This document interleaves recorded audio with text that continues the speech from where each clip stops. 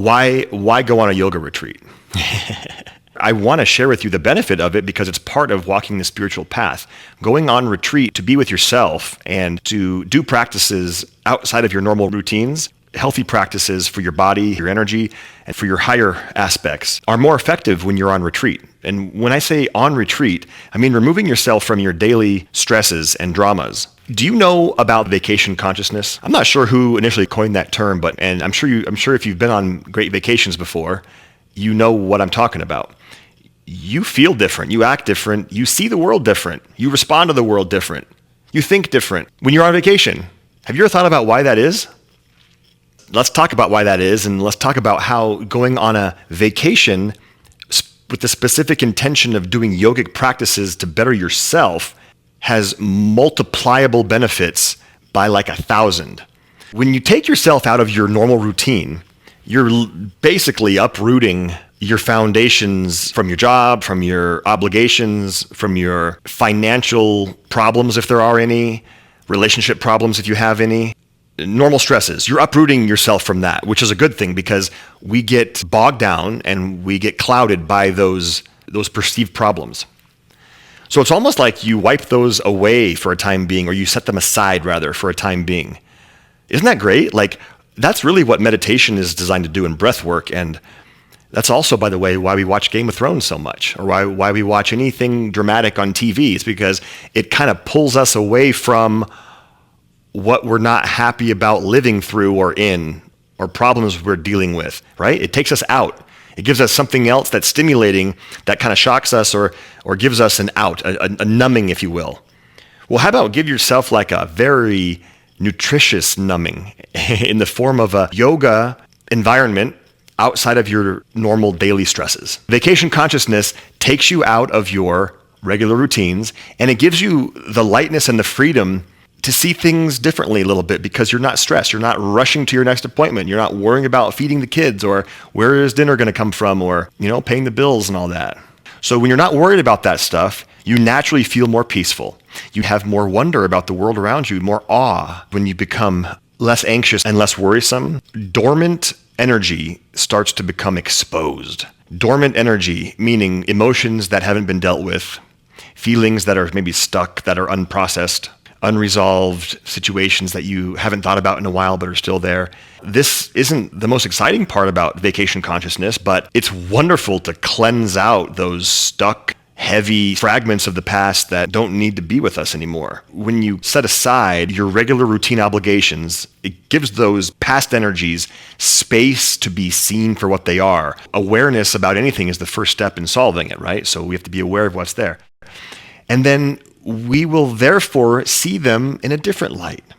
Maybe they won't be so dark and scary and ugly.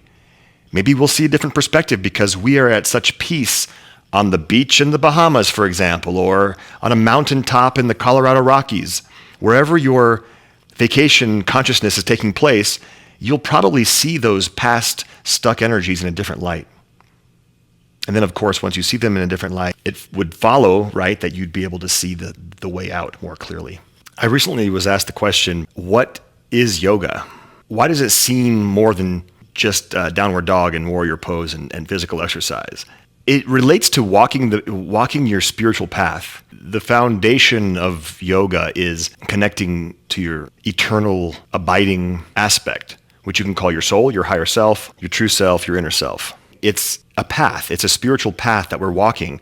And we've got a bunch of tools that are given to us to help on that path, to first help us open our eyes and see that there even is a path, and then how mindfully each step needs to be placed on the path, and what happens when there's a rock and we twist our ankle on the path. How do we recover from that? Or what if we end up off the path and we realize one day we're lost and confused?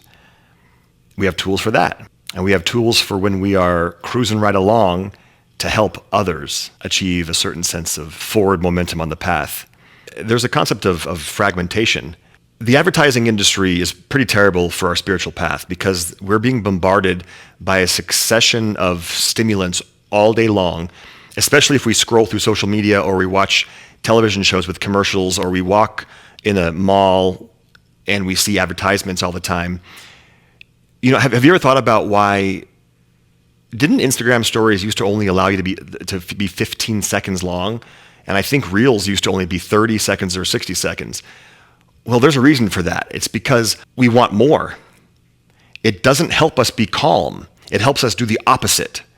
So if the advertising industry was actually intending to help us become calm, instead of having a lot of colors and a lot of stimulation in ads that you see, and something to grab your attention and entice you to click or to swipe for something more, it would be something very subtle, like a nature scene with maybe one word like peace.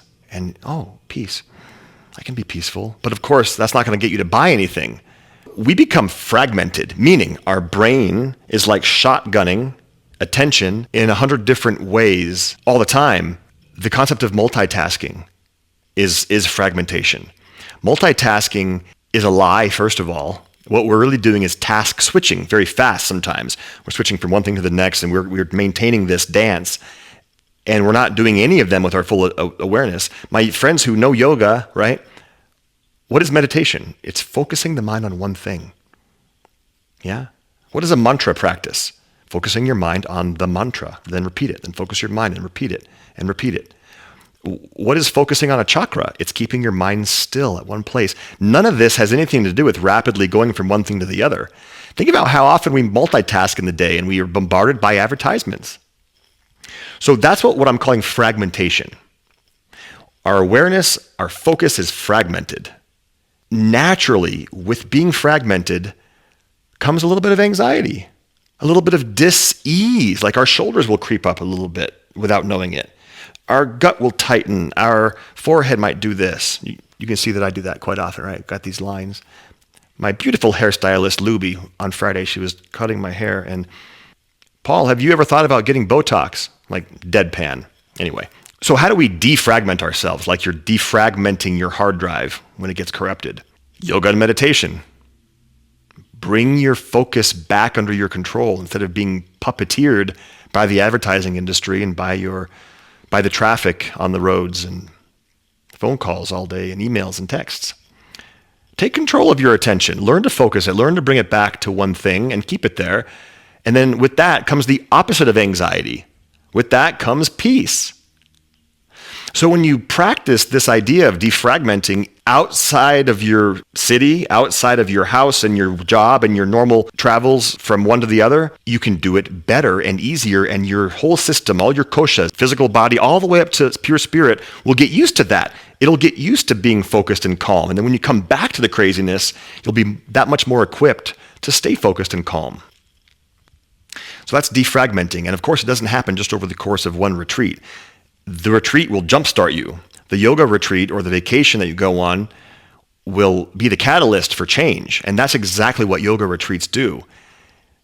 They create such a break in your normal habits and patterns day after day, and such space for you to plant new seeds of new direction, that when you come back to your normal life, you have a very good chance of really steering out of those ruts that we were in.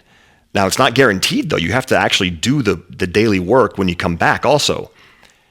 But you get recharged and reset and rejuvenated with goodness, wholesomeness when you go on a yoga retreat. Retreating and practicing, giving yourself time to do these practices outside of your normal life is part of walking your path. It's very difficult to never remove yourself and make lots of progress. It's tough sometimes to maintain our spiritual nature while we're completely in the physical world. That's why retreating every so often, once a year, twice a year, 4 or 5 times a year. Now, a vacation can do that, but a yoga retreat is just even more focused and more effective. When was the last time that you actually gave yourself a self-workshop? Now, the things that you would do on a yoga retreat can be a lot of different things. Some are geared specifically towards making changes in life. Some are geared towards fitness. Some are geared towards health. Some are geared towards backbending or flexibility or yoga asanas. But when's the last time you gave yourself any type of specific workshopping on yourself? That's what a yoga retreat really is. It's a workshop to work on you. We don't do that normally, a lot of us. Sometimes we go and take self-care, sometimes, but I think we should do it more often. When you're on a yoga retreat, usually, if it's a good one, every aspect will be nutritious. So the physical body, or the annamaya kosha, the food body, is replenished with very nutritious, clean food for the physical body. The pranamaya kosha, your pranic body, is nourished with, usually they're in nature, right? So natural, nature-laden prana with trees or desert plants or mountains or big sky, where when you breathe, there's more goodness there. That's one thing. You might be putting your feet on the ground more, and you absorb ojas, we call it. You absorb nature's juice and the sun and maybe water, maybe salt water, maybe fresh water. So you're absorbing energy. Your aura is being washed and cleaned and cleared.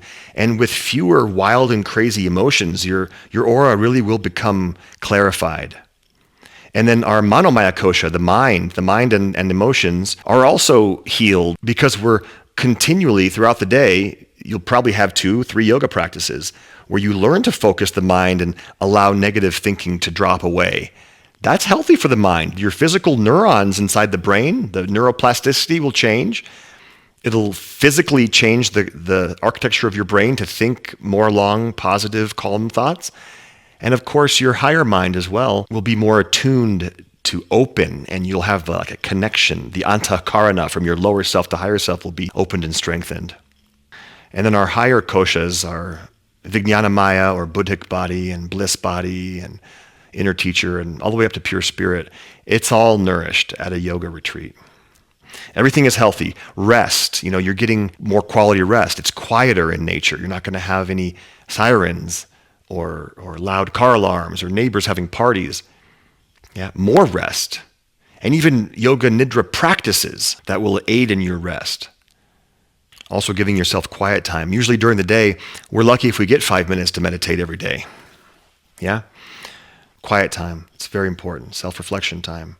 And then community. If you're on a yoga retreat where you have a group that you are connecting with, which I hope you do. Some retreats are silent, of course, but if there's a retreat where you can communicate and create beautiful connections, that's healing for your prana and for your whole system as well. And the last thing I'll say about why go on a yoga retreat is it really does allow you to connect to your spiritual nature and for you to walk your spiritual path in a more dedicated way. I mentioned something called the antakarana. That is the literal connection between your brain, your personality, your name, your body, and your soul, which is genderless and nameless and ageless. But it's the most brilliant thing and the most eternal thing of us, part of us rather. And that's strengthened, and you come back to regular life changed in a sense. You're more of a spiritual being having a physical experience at that point. So choose a yoga retreat, go on it, make it make sense. Doesn't have to be mine. Mackenzie Fly is a great friend of mine who leads beautiful yoga retreats, and there are many yoga teachers in Las Vegas who lead them. There are thousands of yoga teachers all across the world who lead beautiful retreats as well. Go on one. It's good for the soul. Namaste.